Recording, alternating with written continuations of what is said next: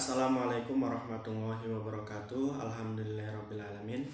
Wabihi nasta'inu ala umuri dunia waddin. Wassalatu wassalamu ala asrafil anbiya wal mursalin wa ala alihi wa sahbihi wa man tabi'ahu ila yaumiddin. Kalau Allah ta'ala fi Qur'anil azim, Rabbi shrah li sadri wa yassir li amri wahlul 'uqdatam min lisani yafqahu qawli. Subhanaka la ilma lana illa ma 'allamtana innaka antal alimul hakim. Oke kawan-kawan, Makul Aswaja 2 semester 2 ya tentunya, atau semester 3 sudah. Oke, semester 3. Untuk materi kita saat ini, kita akan membahas tentang tradisi Maulid Nabi, Isra Mi'raj, dan halal bihalal, dimana 3 materi ini sering sekali menjadi objek serangan kawan-kawan kita di luar Nahdien, ya, menjadi sesuatu yang diklaim sebagai bid'ah begitu ya. Jadi objek sasaran bid'ah. Oleh karena itu, dengan beberapa amaliyah Nahdien ini, yang pertama Maulid Nabi, Isra Mi'raj, dan halal bihalal ini, kita dianggap sebagai pelaku bid'ah atau ahli bid'ah. Nah, bagi mereka bid'ah itu hanya satu gitu ya.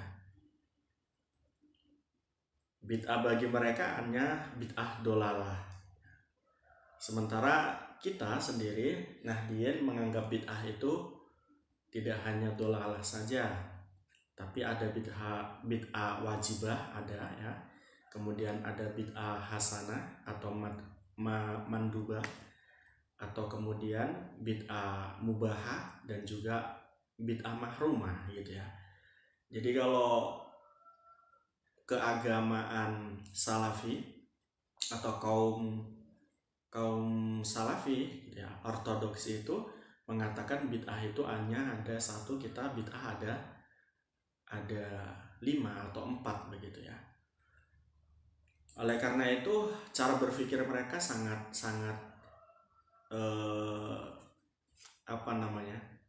eksklusif ya, sangat eksklusif. Seolah-olah pandangan mereka dengan mengatakan bid'ah hanya satu itu adalah benar begitu. Nah, sementara kita menanggapi amaliyah yang tidak dilakukan oleh Nabi, tapi kemudian secara substansi dilakukan oleh Nabi dan para sahabat, ini kemudian tidak dikatakan bid'ah mazmumah atau bid'ah dolalah. Oleh karena itu, ini tadi bahwa 3 hal tadi, yakni Isra Mi'raj, tradisi Maulid Nabi, kemudian halal bihalal, dijadikan satu sasaran atau objek bid'ah menurut mereka. Oleh karena itu, dalam kaitan ini ya, mereka asik menyerang kita dengan mengatakan, sekali lagi, pelaku bid'ah atau ahli bid'ah. Nah, kenapa mereka mengatakan bahwa Isra Mi'raj, kemudian halal bihalal, dan juga Maulid Nabi itu bid'ah? Nah, dalam kaitan ini tentu kita akan bahas satu persatu begitu ya. Mereka mengatakan bahwa Maulid Nabi itu bid'ah. Mereka berpatok pada pendapat-pendapat ulama-ulama mereka. Salah satunya adalah ulama mereka yang mengatakan bahwa Maulid Nabi ini tidak ada di dalam kitab dan tidak ada di dalam sunnah. Maksudnya tidak ada di dalam Al-Quran dan tidak ada sunnah, maka kemudian Maulid Nabi dikatakan bid'ah.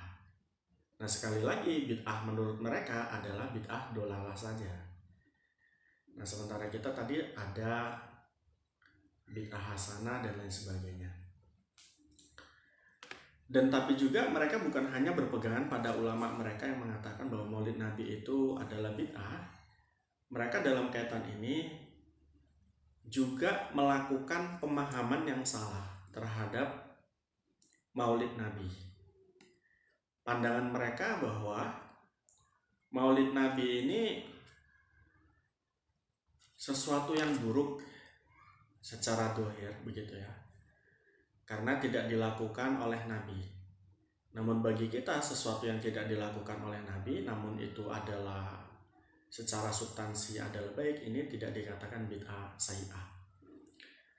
Contoh kecil, mereka membuat atau mengambil ibarah dari sebuah kitab Tafsir Al-Agim karya Ibnu Katsir, bahwa dalam kitab tersebut dikatakan wa amma ahlus sunnah wal jamaah fayaquluna fi kulli fi'lin wa qaulin lam yutsabbit anis sahabah wa huwa bid'ah. Ini dalam teks ini dikatakan bahwa adapun ahlus sunnah wal jamaah, mereka ahlus sunnah wal jamaah menetapkan bahwa setiap ucapan, setiap perbuatan yang tidak ditetapkan dari sahabat itu adalah bid'ah. Ini mendefinisikan bid'ah.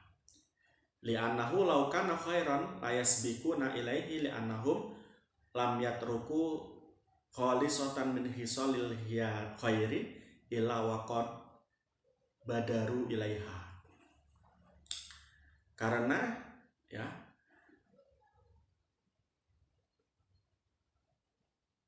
para sahabat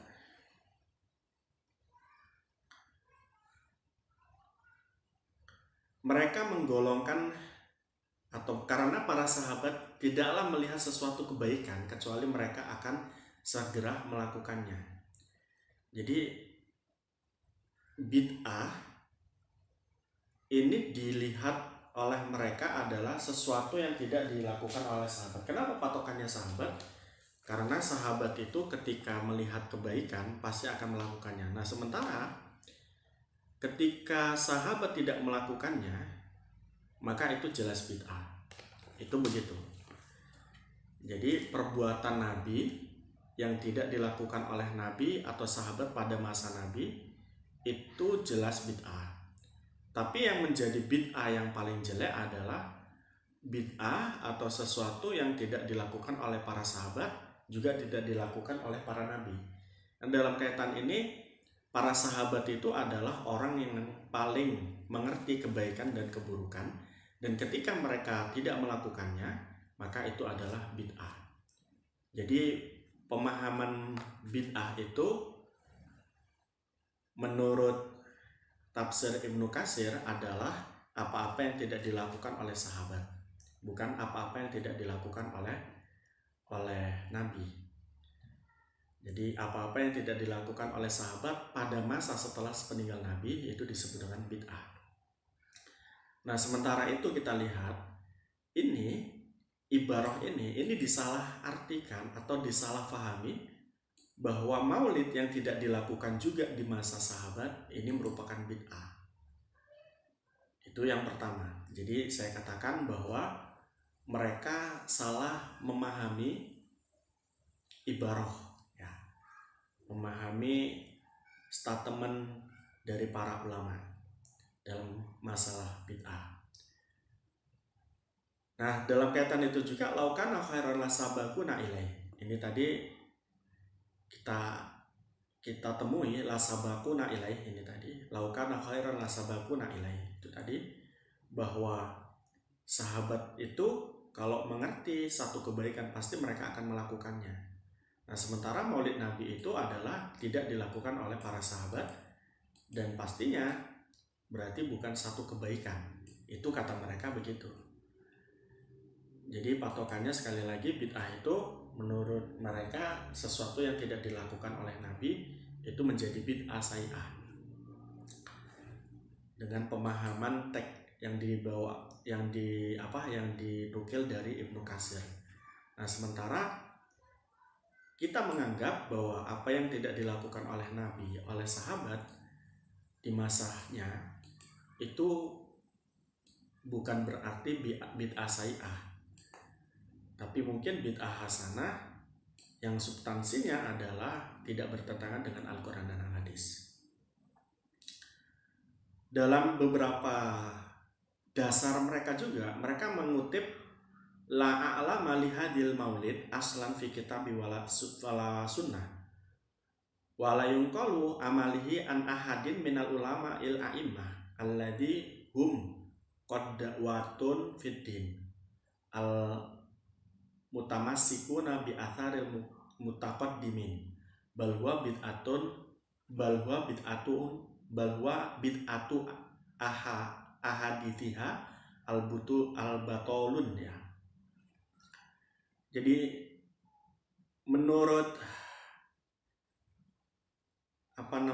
ulama mereka, ulama salafi, saya tidak mengetahui adanya satu dalil dari Al-Quran dan Hadis tentang maulid, dan tidak ada nukilan dari seorang pun ulama umat ini yang mereka adalah panutan dalam agama, berpegang dengan prinsip pendahulunya. Bahkan peringatan ini adalah perbuatan bid'ah, yakni peringatan yang dimaksud ini adalah peringatan Maulid Nabi adalah sebuah bid'ah yang dibuat oleh ahli batil. Nah, dalam kaitan ini menanggapi hal ini semua, ini bahwa klaim-klaim Maulid Nabi adalah bid'ah begitu ya. Karena apa? Alasannya memang tidak ada di dalam Al-Quran dan Al-Hadis ajaran Maulid Nabi. Tapi sekali lagi nanti kita akan bisa lihat bahwa kita menganggap bid'ah itu tidak hanya bid'ah dolalah tetapi bid'ah hasanah. Nah, begitu juga saya katakan tadi sebagai mempertegas mereka dalam hal mengatakan bid'ah, mereka berpegang kepada pendapat-pendapat ulama yang mengatakan bahwa bahwa Maulid Nabi ini bid'ah gitu. Dalam kaitan ini mereka berpegang kepada seorang ulama Malikiyah, yakni Syekh Tajuddin Umar bin Ali atau biasa dikenal dengan Al-Fahiyani, mengatakan bahwa Maulid Nabi bid'ah madmumah, bid'ah yang tercela. Beliau katakan dalam kitab Al-Mawarid fi Kalam Al-Amali Al-Maulid itu. Ini ulama Maliki. Kemudian Ahmad bin Abdul Halim, beliau mengatakan adapun pelaksanaan perayaan tertentu selain dari hari raya yang disyariatkan, yaitu Idul Fitri dan Idul Adha, seperti perayaan pada sebagian malam hari bulan Rabiul Awal, yakni disebut dengan malam Maulid Nabi, perayaan pada sebagian malam Rajab, hari ke-8 Dzulhijjah, awal Jumat dari bulan Rajab, atau perayaan hari ke-8 Syawal yang dinamakan orang-orang yang sok pintar alias bodoh. Dengan ini jelas kalimatnya lumayan kasar gitu ya. Idul Abror, ini semuanya adalah bid'ah yang tidak dianjurkan oleh para salaf dan mereka juga tidak pernah melaksanakannya. Jadi ulama-ulama ini adalah ulama-ulama yang mengatakan bid'ah dan diikuti oleh kaum salafi. Nah, ketika kita sudah melihat siapa saja ulama yang mengatakan bid'ah yang diikuti oleh kaum salafi, maka kemudian kita lihat bagaimana pendapat ulama-ulama yang mendukung adanya Maulid Nabi. Contohnya adalah Imam Suyuti dari kalangan Imam Syafi'i mengatakan wa minal bid'atil hasanah alati yusabu alaiha hibuha lima fihi min ta'dimi qadrin Nabi sallallahu alaihi wasallam wa idharil farahi wal istisyari bi maulidihi syarif. Bahwa Maulid Nabi itu adalah bid'ah hasanah ya, tetap dikatakan bid'ah tapi bid'ahnya adalah bid'ah hasanah. Itu menurut Suyuti. Kemudian di mana allati yuthabu alaiha sahibuha, orang yang melakukan maulid Nabi itu akan dikasih pahala. Kenapa? Karena lima fihi min ta'dimi qadrin Nabi Sallallahu Alaihi Wasallam. Karena ketika dia melakukan maulid Nabi, sesungguhnya dia adalah orang yang memuliakan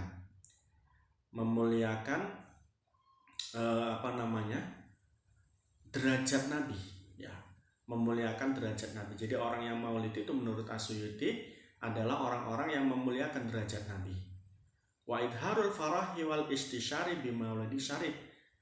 Dan orang-orang yang melakukan maulid Nabi itu adalah orang-orang yang menampakkan kesenangan terhadap munculnya Nabi, ya, dan juga wal intisyari bi maulidi syarif, ya, dan memperlihatkan bahwa pada hari itu seorang yang memiliki kemuliaan telah lahir. Jadi tujuan daripada maulid Nabi ini, ketika kita melihat dari pendapat As-Suyuti ini, adalah satu, untuk memuliakan Nabi, untuk memuliakan derajat Nabi dengan dirayakan hari kelahirannya. Kemudian yang kedua adalah untuk menunjukkan kesenangan kita terhadap lahirnya seorang yang menyelamatkan kita dari kegelapan, begitu ya, dari kebodohan, dari ketidakberadaban. Kemudian yang ketiga adalah wal intisaru bi maulidi syarif.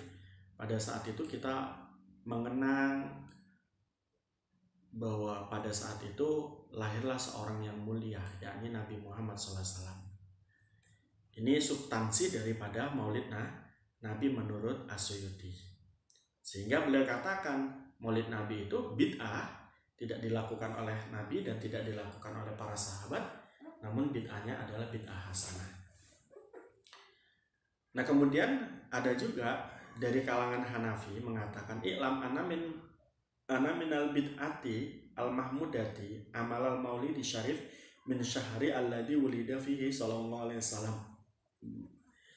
Termasuk bid'ah hasanah atau bid'ah mahmudah adalah melaksanakan peringatan maulid Nabi pada bulan kelahiran Nabi Muhammad SAW. Ini adalah tadi bid'ah hasanah, bid'ah mahmudah, ini kadarnya atau karakternya sama. Nah, sementara tadi kawan-kawan kita Salafi bahwa bid'ah itu semuanya dolalah, ya. Sementara ulama-ulama kita yang tadi, yakni Imam Suyuti, kemudian Syekh Ibnu Abidin itu mengatakan sebaliknya, bid'ah itu tak selamanya bid'ah dolalah, tapi di sana ada bid'ah hasanah atau bid'ah mahmudah. Yang nomor 3, ulama Ibnu Al-Hajj dari kalangan Maliki juga. Jadi Maliki ini pecah kongsi, ya. Kalau kita lihat tadi ada Syekh Tajuddin Umar bin Ali yang mengatakan bahwa bid'ah itu adalah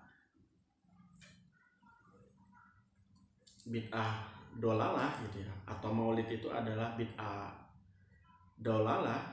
Sementara menurut Malikiyah yang lain, yakni Ibnu Al-Hajj, ini mengatakan bahwa maulid Nabi merupakan sesuatu yang diridhoi dan mendatangkan rahmat Allah kepada kita.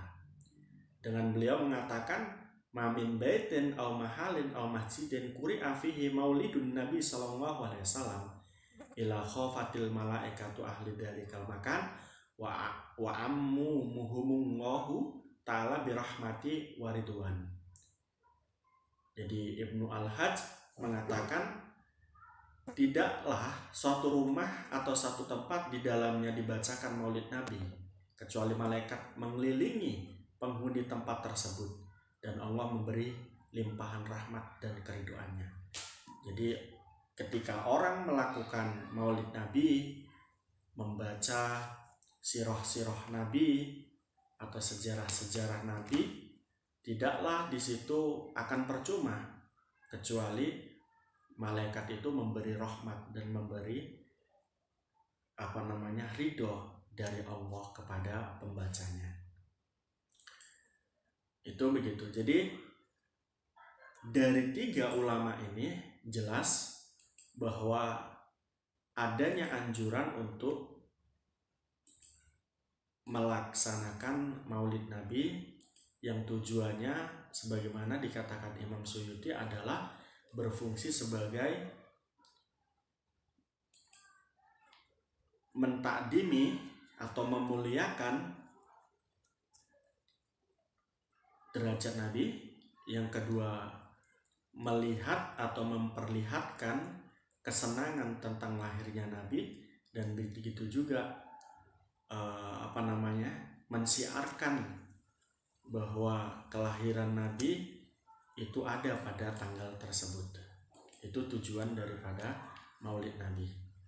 Nah, selanjutnya kalau kita lebih pandang atau dan kita lebih lihat lagi, Maulid Nabi itu bukan hanya substansinya, bukan itu saja, tetapi juga substansi daripada Maulid Nabi itu tentunya ya silaturahim antara kaum muslimin yang ada di tempat tersebut, kemudian membaca Maulid Nabi atau membaca sirah Nabi atau bahkan pengajian dan lain sebagainya. Ini tentunya tidak bertentangan dengan Al-Quran dan Al-Hadis.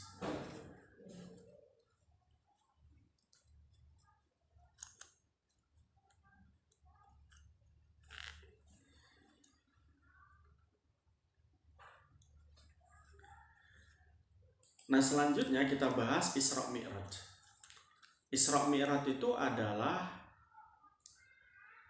kalau dilihat daripada kita sebagai umat, Isra Mi'raj itu adalah memiliki keuntungan bagi umat.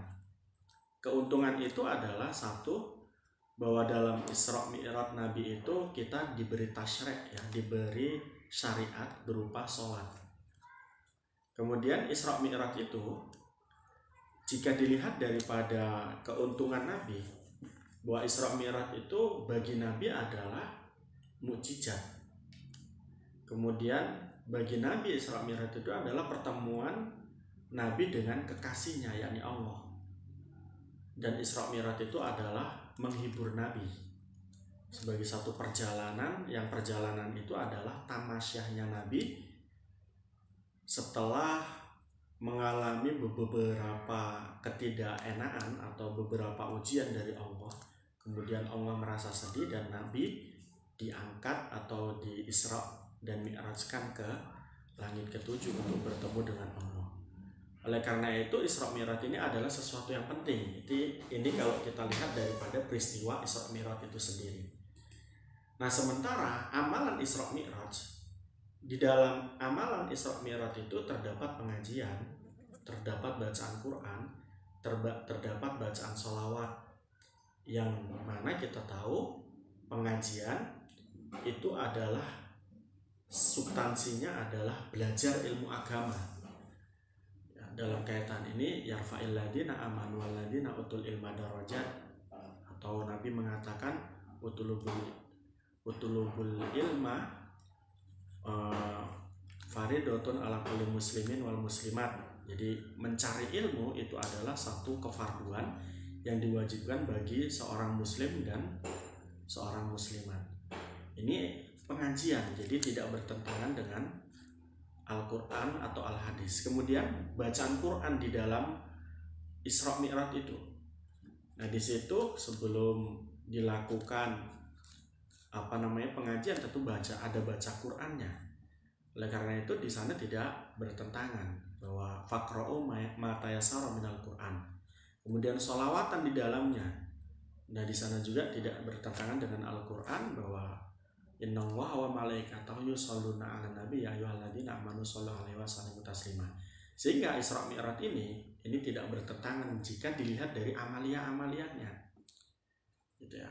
Oleh karena itu yang mengatakan bahwa Isra Mi'raj adalah bid'ah, tentunya itu hanya melihat dohirnya saja, tidak melihat isinya. Nah, terakhir adalah berkaitan tentang halal bihalal. Bagaimana kita memahami halal bihalal ini menjadi satu yang tidak bertentangan dengan Al-Quran dan hadis, di mana halal bihalal itu menjadi budaya di Indonesia, yang mana ini menjadi satu momen penting untuk saling memaafkan dan untuk saling silaturahim. Nah, halal bihalal itu sendiri, jika dilihat daripada munculnya, itu berawal dari berawal dari Bawah Basbungoh, gitu ya. Dimana Bawah Basbungoh melihat adanya ketidakpaduan Indonesia setelah merdeka. Nah, setelah kemerdekaan itu terjadi gesekan elit-elit politik pada saat itu, yang kemudian ketika dibiarkan menyebabkan terjadinya perpecahan di Indonesia. Maka pada saat itu Soekarno dalam kaitannya sebagai presiden waktu itu memanggil Bawah Basbungoh untuk dimintai pendapat bagaimana solusi menanggapi perkembangan politik di Indonesia pada saat itu, di mana sudah kentara sekali adanya satu perpecahan di situ antara elit politik. Nah, pada saat itu kemudian Bawah Basbungoh memberi saran, yakni tepatnya pada bulan Ramadan tahun 1948, Bawah Basbungoh memberi saran kepada Pak Soekarno agar mengumpulkan semua elit politik, baik yang berseberangan dengan Pak Soekarno atau yang mendukung Pak Soekarno, untuk duduk bersama dalam bingkai silaturahim. Nah, kebetulan pada saat itu adalah setelah bulan Ramadan. Jadi momen istilah bulan Ramadan pada saat itu kemudian kemudian dijadikan satu istilah atau sesuatu yang dapat mengumpulkan elit-elit politik pada saat itu.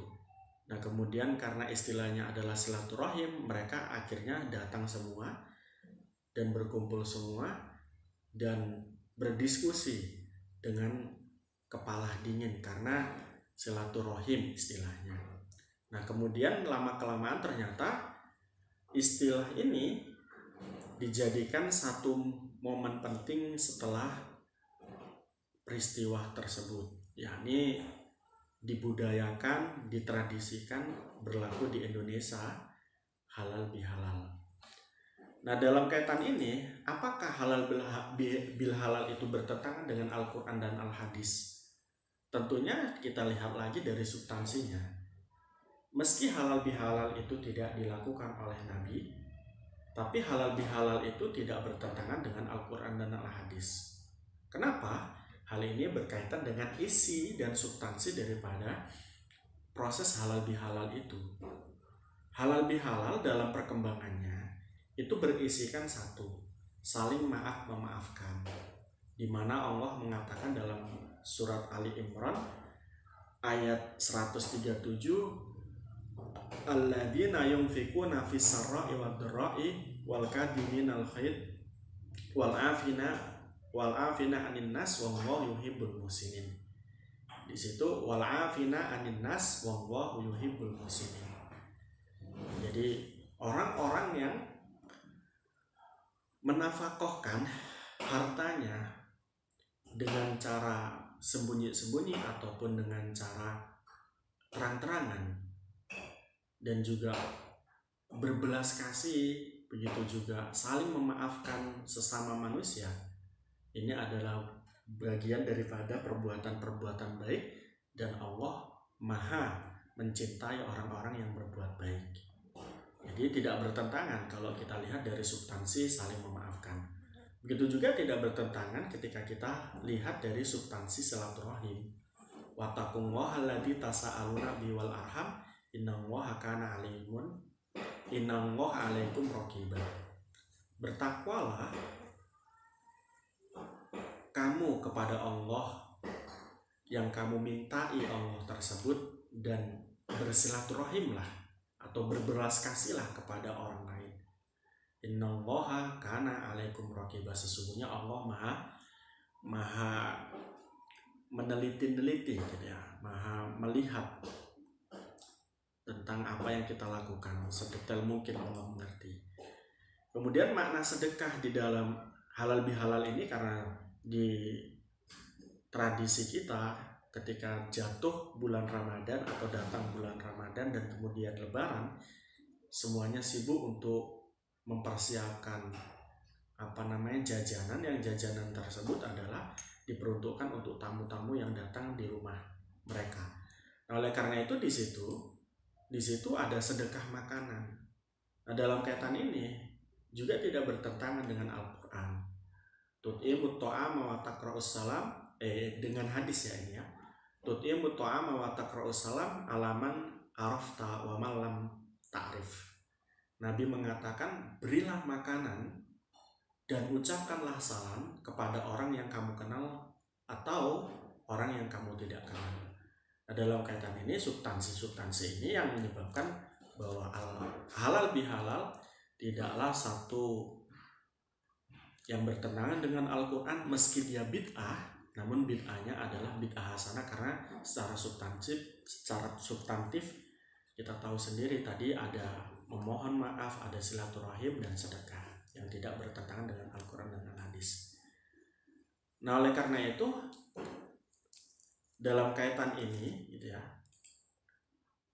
baik itu Maulid Nabi, Isra Mi'raj ataupun juga halal bihalal, ini amaliyah NU yang kemudian dituduhkan sebagai sesuatu yang buruk oleh Salafi, tapi menurut NU adalah sesuatu yang baik.